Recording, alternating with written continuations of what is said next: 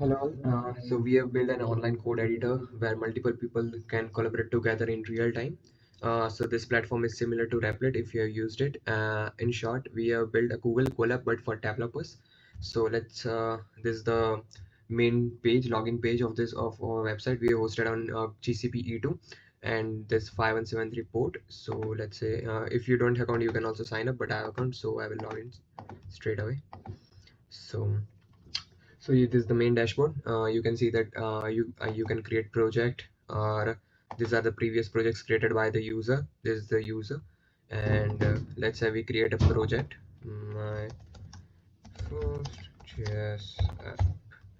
Okay, so when I click on this, my first JS app, resource provisioning hit API will be hit, and it will create a new pod in the Kubernetes cluster, and user will be connected to that pod, and this pod is an isolated environment. So this pod belongs to this user and totally secure. So this pod is set up, and this user can access that pod.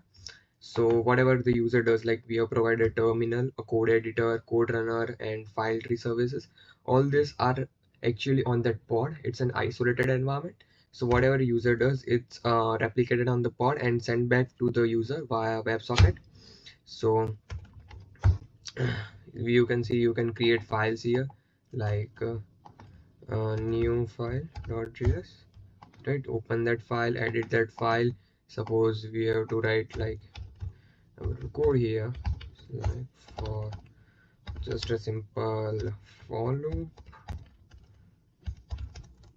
I plus plus sorry, console dot log error I, and you can see that yeah, it's printed here. You can also run here new, it's index.js, right?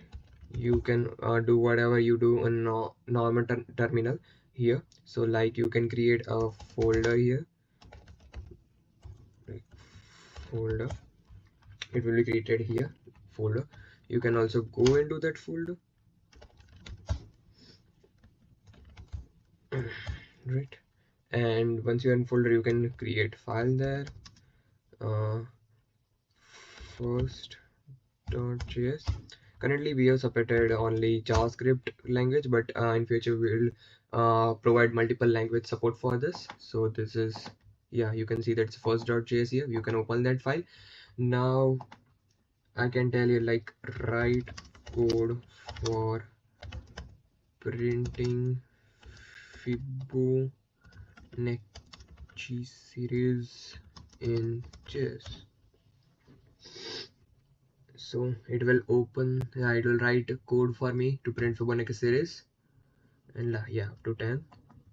So it will print Fibonacci series up to 10, and clear. Okay, so I can also do something else, like explain this code, like tell him to explain the code. So explain this code to me. Also I can go to other, so it will explain this code to me, and I can copy paste any code from my editor, like let's say this code.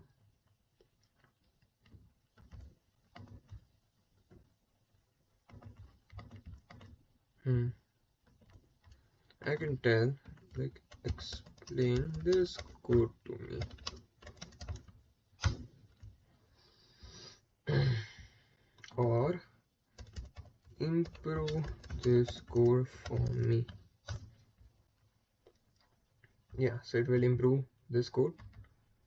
It's already pretty neat. So yeah, it has changed something, like it contains. So this is the better code.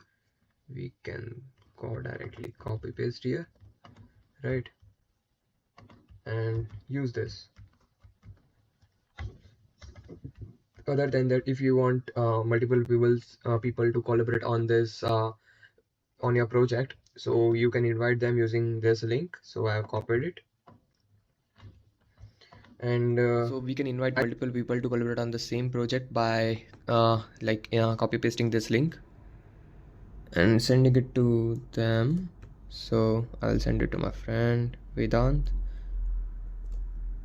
Okay, see, it is the link, and yeah, so I can copy paste it here and see, and yes. So first of all, user is prompted to sign in. Let's pass. Yeah, so you can see that we are both seeing the same project side by side. New.js, right? So whatever I type it here, let's say for so I, it's also visible here, it's also visible here, I equal to 0, let's say. It's visible in the both screen. Like I can also type it like for, we are seeing the both the same project. So what I'm typing here will be also typed there using the WebSocket communication. Like for, let's say, let I equal to 0, so it's also displayed here. You can see it's also in real time. I can type whatever I want, and it's both people can collaborate at the same time. You are using this also. If I open a new file, it will also be displayed here, right? So both people are collaborating on the same project at the same time. I can also open my previous projects, and there would be once I opened it, a new pod will be spinned up, and all the data from it will fetch all the data from the S3 bucket. So whole session data will be stored in S3, and it will import all the data from the S3. And you can see the pod is running, and we are redirected to this page, and you can see that these are all new files, right? So I can delete this pod, and once it's deleted, I can open a project which I have shown you previously. So this is that project, my first CS app. Yeah, it will take some time to boot up the pod. Yeah, it's ready. It will take some time. Okay. Yeah, so yeah, it's working fine, I guess. So you can see that the previously the project files that I previously edited here, which I previously worked, are shown as it is. We can also see the file, all the folders and files here. Okay.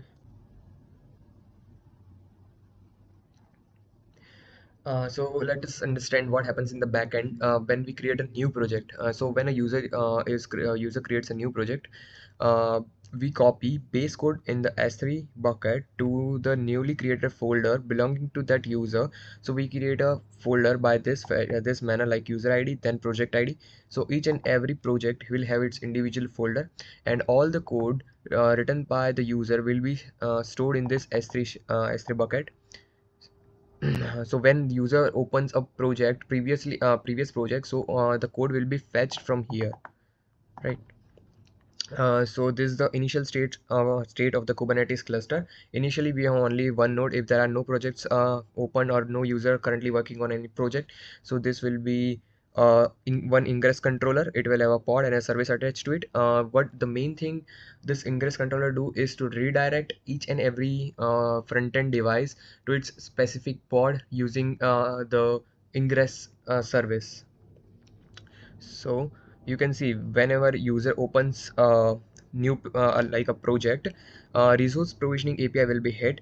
What will it do? It will tell the cluster to make a new service or a new pod, and it will attach the ingress. It will register itself to the ingress service, and then ingress will know that this specific URL should be directed, like this specific project should be directed to this pod. So this ingress, it will register itself to the ingress, and once this pod is ready, we will redirect the user to the project that we have seen previously.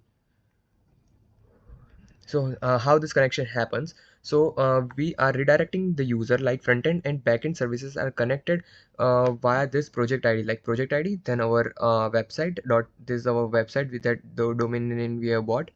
And what happens is that this connection is established through this ingress controller. Thus ingress controller will know that this specific URL should be redirected to this pod and not any other pod. So each and every user will have its own pod. Each and every user will have its own pod, and there it's a totally isolated connection. So this whatever user does will be replicated in this pod, and it will be totally secure. So if user somehow breaks this pod, then it won't affect any other pods, right? So now we'll see that how multiple people can collaborate on this. So let's say this is my device and this is my friend's device. So whatever I do, it will be sent to this pod, and this using WebSocket communication, and this pod will send it to other users using the broadcast method. So whatever I do in this device will be also replicated on this device, and the whole session will be stored on S3. So the whole project is stored on S3, but it works on our pod.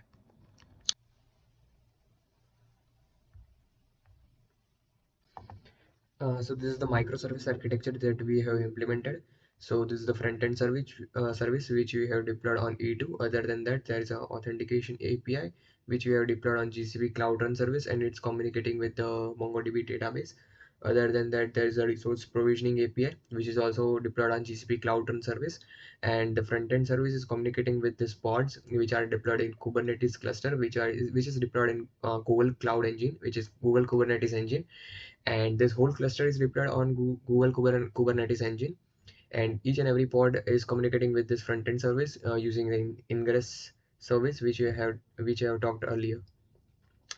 So that's it. This is the architecture of our project.